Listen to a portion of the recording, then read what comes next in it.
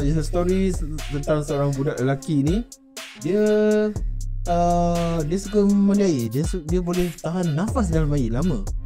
Tapi peliknya dia bukan mandi laut je tau. Dia main piano dalam laut. Dia ada piano kat bawah laut tu kan. Dia pergi main tiap-tiap hari kan. Tiap-tiap hari dia boleh tahan nafas dia. Tahan nafas. Dia boleh main piano tu macam John Legend. John Legend. Dia tak nyanyi lah. Dia tahan je, tapi dia boleh main piano tu.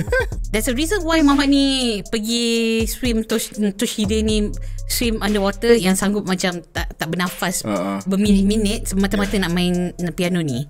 Sebab apparently mak dia dulu adalah mermaid. Sedang dia main piano tu, dia nampak kelibat. Dia nampak kelibat ekor. Pasal dia tengah fikir sama mak dia. Mak dia mermaid. Dia nampak ekor mermaid.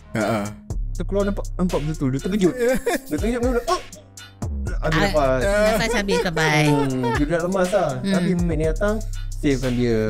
So dia berkawan. Dari situ dah berkawan, start borak. Tapi at the same time ada satu simple conflict.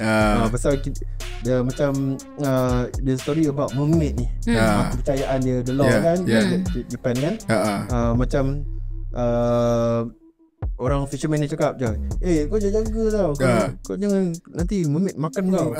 So that remind me masa the previous episode, masa this one monster wants to eat me. This monster wants to eat me. Mermaid.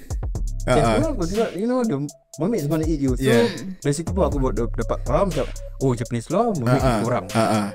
So and then dia ada at one point something happen, then kita nampak the real face of the mermaid. Exactly. Itu horror kan tu.